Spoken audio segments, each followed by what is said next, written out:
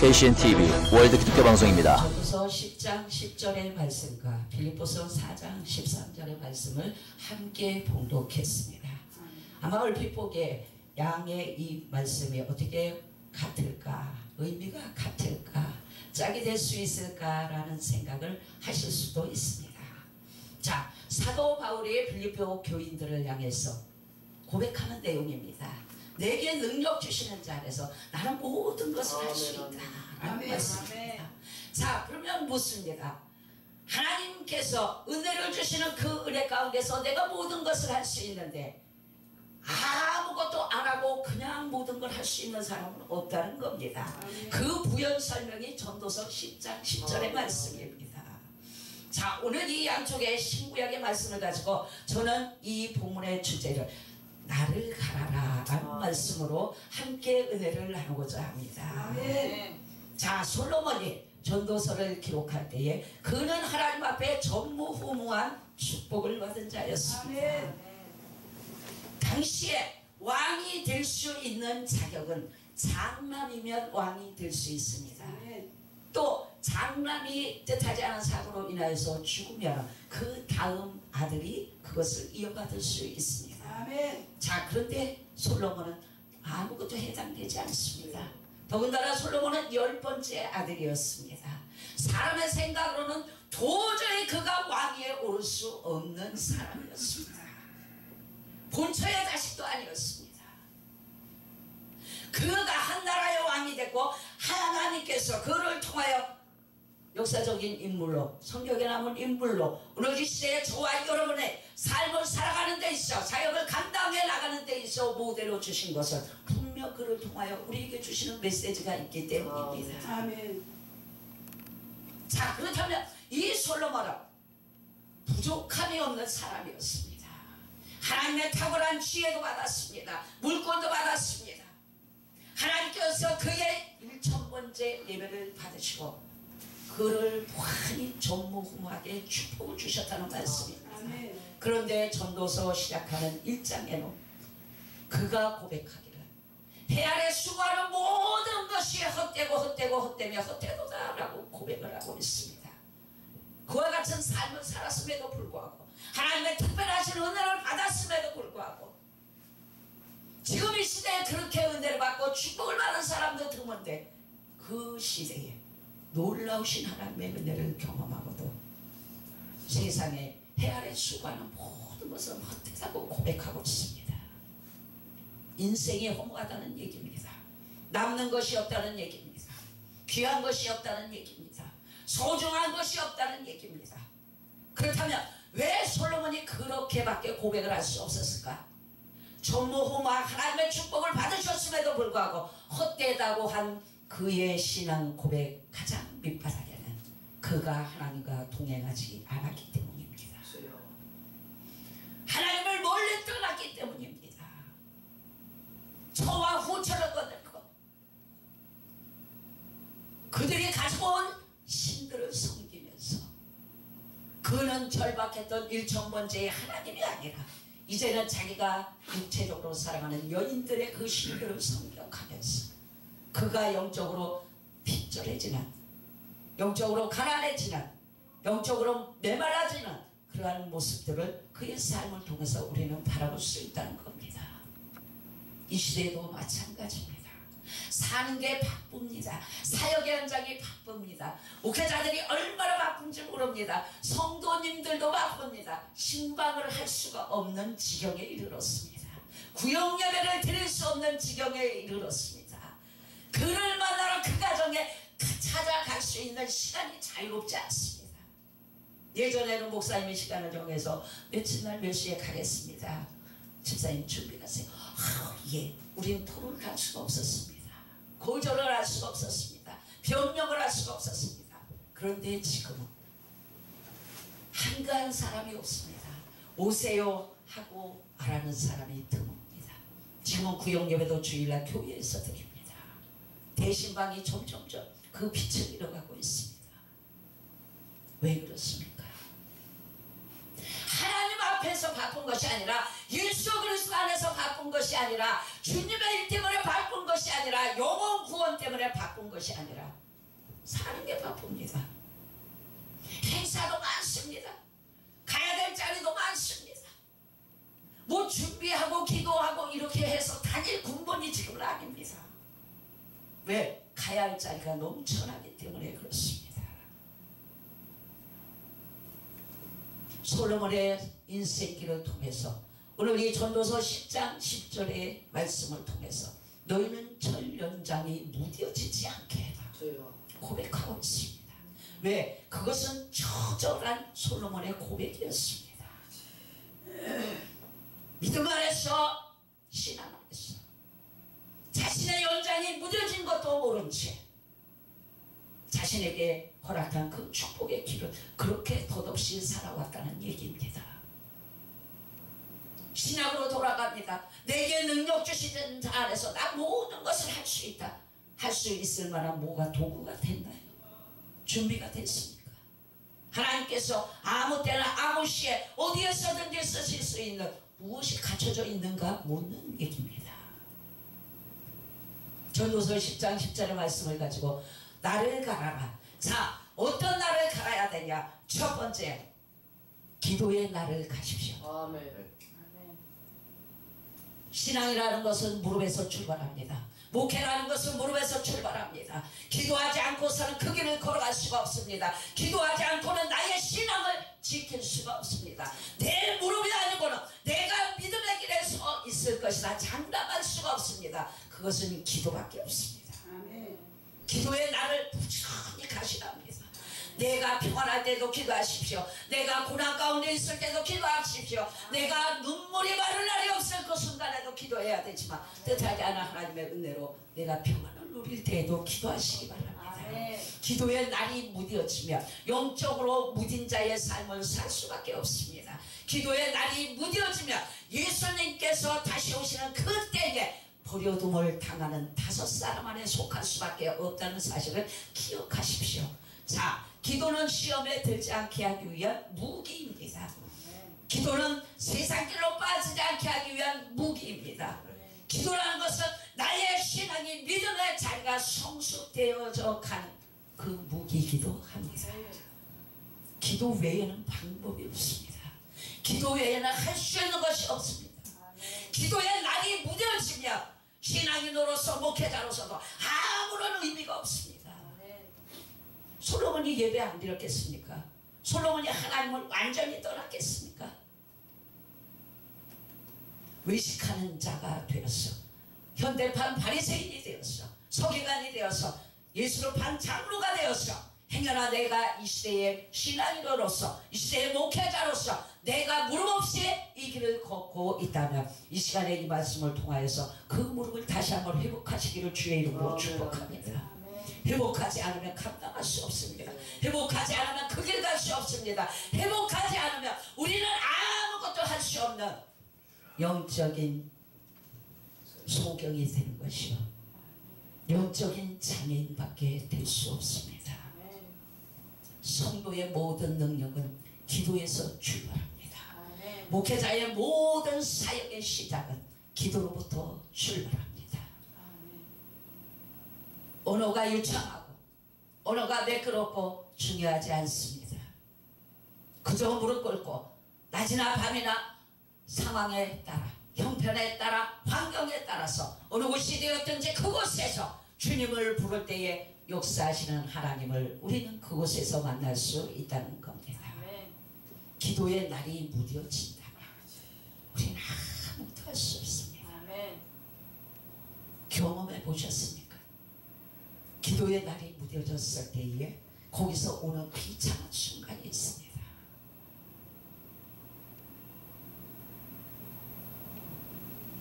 기도를 하다가 어느 날 문도 그런 마음이 찾아옵니다. 오, 이렇게 기도했는데 왜 일이 안 되지? 내가 이렇게 몇십 년을 기도했는데 왜 이게 안 풀리지? 뭐가 잘못됐지? 기도가 어디서부터 잘못됐지? 내 자신이 내 기도를 성찰하는 때가 있어지더라는 겁니다. 누구를 위한 기도를 했을까? 내 기도의 주체가 누구였을까? 하나님이 아니라 나였지는 않았을까? 내가 주제여 하나님을 방법으로 나의 기도에 그분을 끌어들인 건 아니었을까라고 묻는 때가 있어졌습니다. 저 역시 그랬습니다. 하나님이여 교회가 부흥되고 하나님이여 30년 동안 같이 본 이 부흥사의 꿈이 하루도 안 쉬고 기도했는데 금식 기도부터 작정 기도부터 무수히 기도했는데 이렇게 길이 열리지 않는 것은 답은 둘 중에 하나입니다. 주님이 안 계시든지 내 기도가 잘못됐든지 저는 그렇게 해석을 했습니다. 몰랐습니다. 그리고 많은 시간이 흐른 뒤에 깨닫게 되었습니다. 나의 기도에 주님이 주체가 아니고 대상이 아니고 내가 살아가는 그 길에 내가 주체요 내가 오너요 주님이 거기에 수단으로 이용됐다는 것을 저는 깨달았습니다. 하나님 내가 이렇게 부흥되는데 하나님이 사람 보내주셔야죠. 하나님 내가 이렇게 성전 건축하기를 원하는데 하나님 돈 있는 사람 붙여주셔야죠. 그것이 저의 기도였습니다. 깜짝 놀랐습니다. 주님의 자리를 내어드리고 그분에게 내가 피조물로서 쓰시고자 할 때에 또한 이루시고자 할 때에 부르실 때에 내가 여기 있습니다 라고 가겠습니다. 말은 그렇게 해놓고 내가 실상에 기도할 때는 하나님 이것도 해주셔야지 이거 이렇게 돼야 되지 않겠습니까? 하나님 이렇게 배웠는데 이렇게 했는데 이런 여러가지 보수적인 선명이 내 길에 그분을 끌어들이기 위한 나의 또 다른 교만이요 자만이요 이렇게도 저렇게도 해석할 수 없는 오만함이 내 무릎의 중심이었다는 것을 저는 깨닫습니다. 그분의 사역의 현장에 내가 피조물인 겁니다. 그분의 계획하심과 그분의 뜻하심에 나는 도구밖에 되지 않습니다. 지체밖에 되지 않는 겁니다. 오라면 와야 되고 가라면 가야 되고 있어라 하면 있어야 되고 너는 거기서 충성하라 해야 됨에도 불구하고 교회 왜 안 주세요? 사람 왜 안 고쳐주세요? 하나님 이거 이렇게 하셔야 되지 않겠습니까? 여러 가지 명세서를 띄어서 올리면서 계획서를 띄어서 올리면서 견적서를 띄어서 올리면서 그것은 내 일이었고 하나님의 일이 아니었으면 어느 날 문득 깨달았다는 사실 너무 놀랐습니다. 성전이 없는 것이 부끄러웠습니다. 그렇게 기도하는데 그렇게 울면서 눈에 실핏줄이 터져가면서 기도하는데 많은 분들이 옆에서 보게 그렇게 기도했는데 왜 길이 안 열릴까? 저희 아들도 그럽니다. 조용기 목사님도 그렇게 기도 안 하시는데 엄마는 그렇게 기도하는데 왜 그 길이 안 열릴까? 할 말이 없습니다. 그래서 고민을 하게 된 것입니다.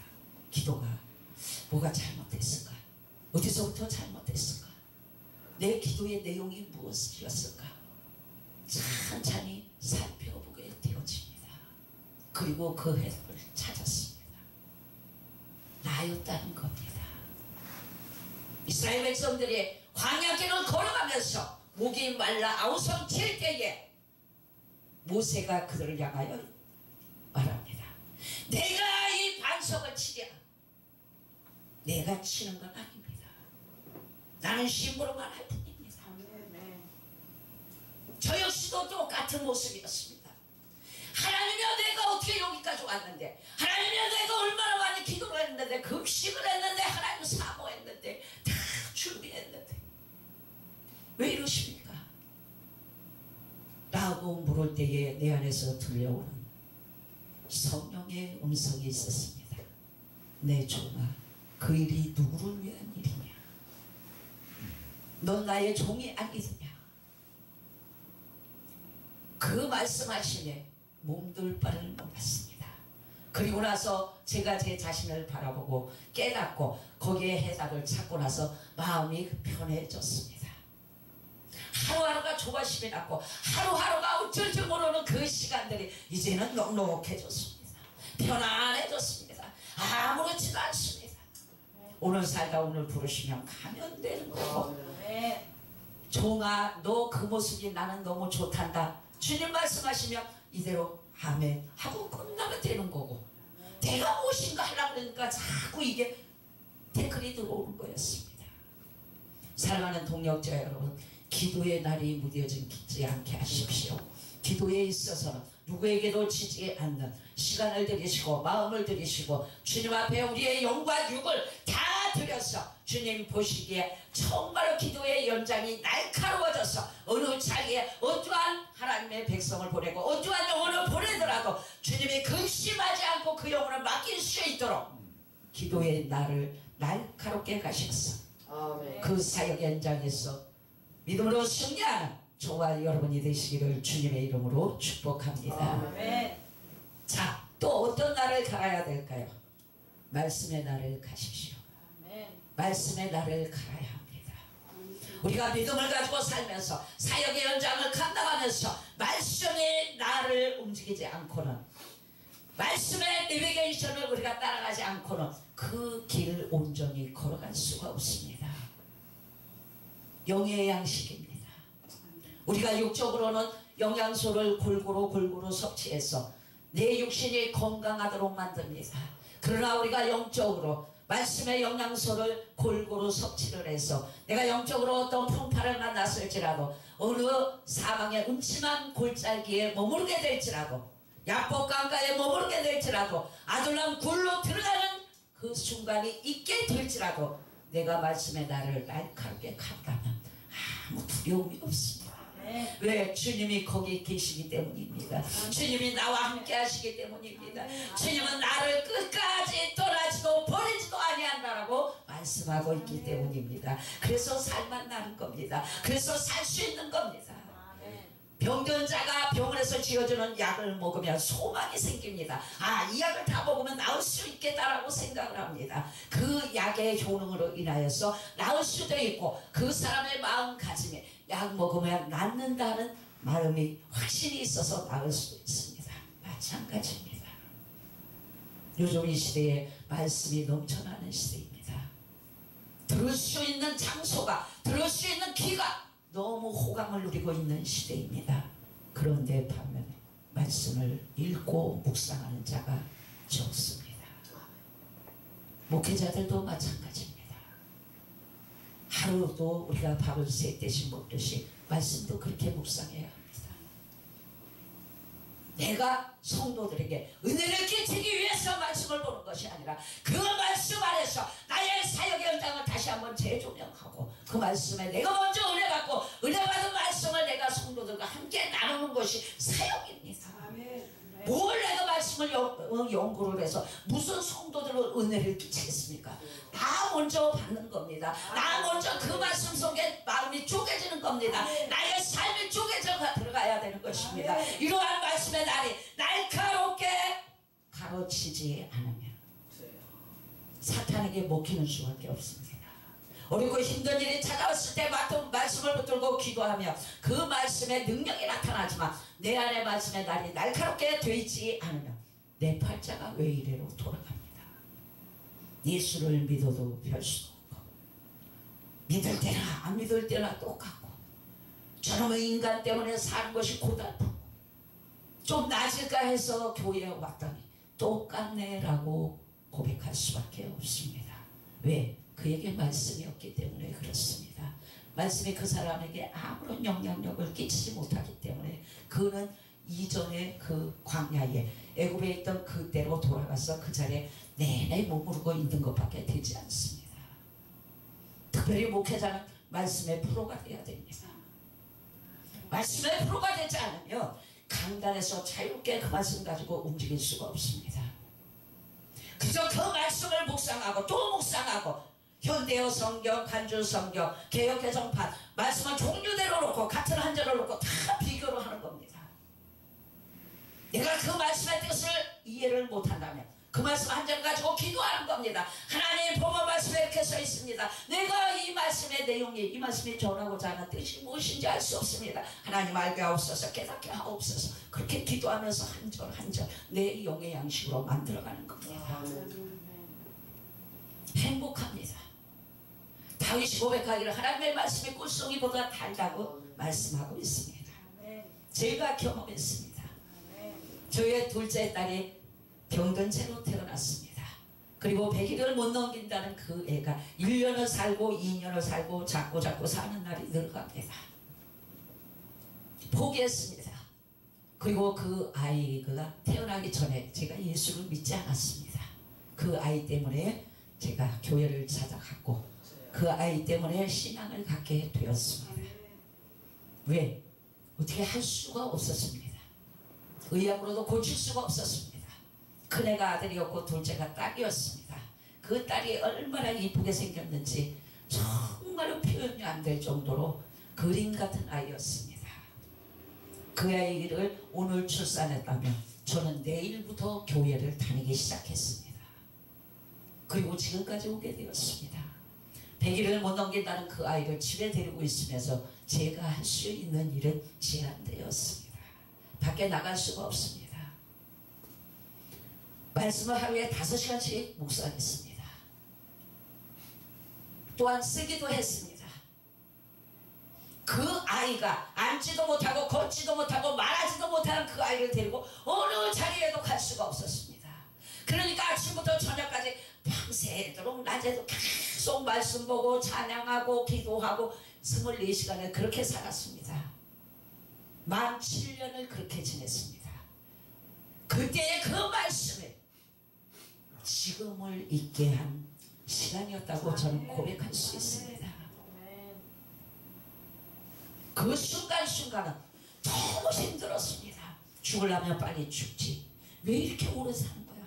경북대학병원에서 너무 많은 8가지의 질병을 가지고 태어난 이 아이를 시험을 한번 해보고 싶다. 왜 배 안에 태 속에서 이렇게 많은 질병을 가지고 태어났을까? 연구를 해보겠습니다. 혹시 시신기증을 할 수 있나요? 아니면 자기네 병원에다가 이렇게 다른 환자들을 위해서 좀 이렇게 해줄 수는 없습니까? 라는 제의도 받았습니다. 그 순간에는 몰랐지만 지금 돌이켜보면 아주 행복했던 시간이었습니다. 꿈같은 시간이었습니다. 저 개인적으로는 너무 아름다운 추억이 묻어있는 그때였습니다.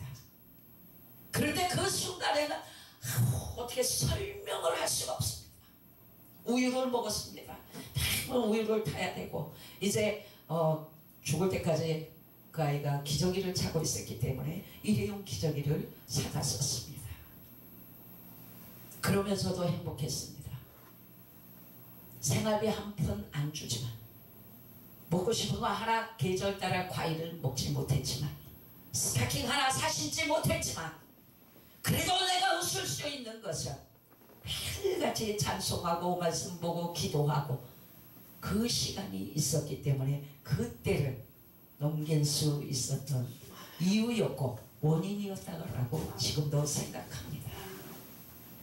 아마도 또 그 아이가 아니었으면 제가 오늘의 이 자리에 없을 수도 있습니다. 이렇게 말씀을 묵상한다는 것이 말씀을 하나님 앞에 먹고 산다는 것이 쉽지 않다는 얘기입니다. 특별한 계기가 없으면 가만히 앉아서 집중해서 말씀을 본다는 것이 불가능한 일입니다. 힘든 일입니다. 그때의 그 말씀의 시간을 통하여서 저는 꿈을 키웠던 겁니다. 아 그래 내가 육신적으로는 실패했지만 내가 하나님의 사람으로서는 좀 멋있게 살아보자 하는 마음이 그때 생겼습니다.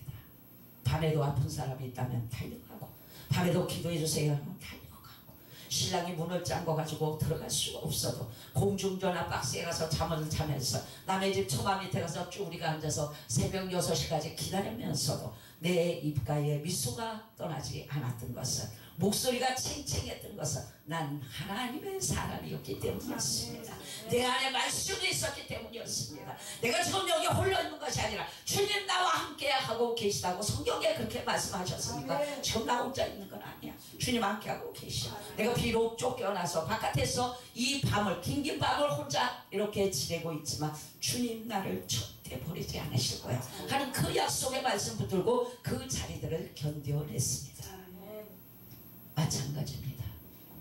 지금 믿음을 지킨다는 것이 무지개 힘듭니다. 사랑하는 동역자 여러분, 우리 말씀의 날을 아주 날카롭게 가시기 바랍니다. 그리하여서 우리가 조그만 바람에도 조그만 풍랑에도 그 말씀에 나의 현실을 지배하고 그 말씀이 나의 환경 속에서 내게 찾아올 때 우리는 그 말씀 붙들고 승리해 나갈 수 있다는 사실입니다. 이러한 하나님의 은혜가, 말씀의 은혜가 저와 여러분들 삶의 자리에 사역의 현장을 이끄시는 그러한 주춧돌이 되시기를 주님 이름으로 축복합니다. 자, 세 번째, 그렇다면 우리가 또 무슨 날을 갈아야 되는가? 사명의 날을 가십시오. 각 사람에게 하나님께서 주신 사명이 다 있습니다. 목회자만이 사명이 아닙니다. 하나님께서 달란트를 주셨고 특별하신 은혜를 주셨습니다. 그 은혜에, 그 사명에, 그 은사의 날을 가시기 바랍니다. 그것이 무뎌지지 않도록 철저히 준비하시고 철저히 가시기 바랍니다. 그리하여서 주님이 쓰시고자 할 때에 담대함으로 나가야 합니다. 사명의 날이 없으면 가다가 그 길은 멈춰지게 되어 있습니다. 사명의 날이 날카롭지 않냐며 어느 쯤인가 가다가 돌아설 수 있습니다. 딴 길로 갈 수 있습니다.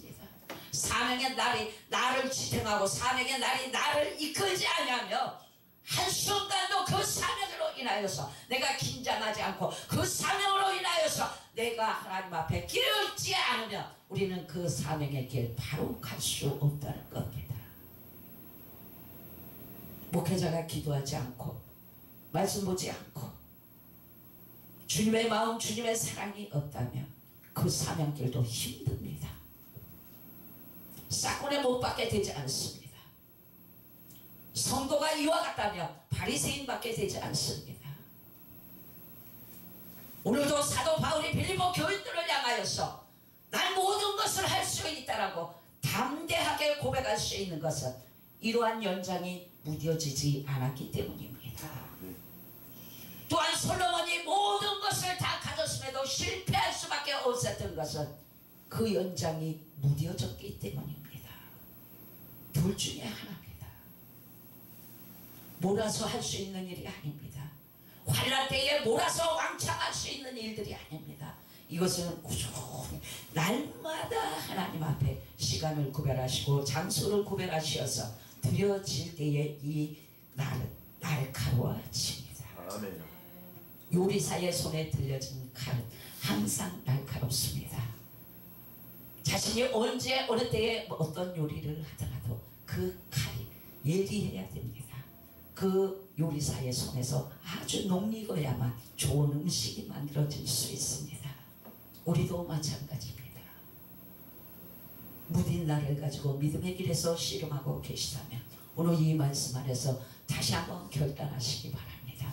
우리의 사역의 현장에서 무딘 철연장을 가지고 씨름하고 있다면, 세상과 타협하고 있다면 오늘 이 말씀 안에서 다시 한번 우리의 서 있는 자리를 성찰하시고 조명하시기 바랍니다. 그래서 어디에서부터 무엇이 잘못되었는지, 나의 기도가, 나의 말씀이, 나의 사명이 어디에서 떨어졌는지 다시 한번 그 떨어진 자리로 돌아가서 회복하시는 시간이 되어져야 할 줄로 믿습니다. 무뎌졌음에도 그저 미련하게 걸어가는 성도들보다 못한 자리에서, 또한 성도도 안 믿는 사람보다 못한 그 자리에서 산소호흡기 꽂고 믿음의 줄을 연결하고 있다면, 호흡하고 있다면 오늘 이 본문의 말씀이 저와 여러분들의 삶 가운데, 사역 현장 가운데 다시 한번 거울이 되어질 수 있습니다.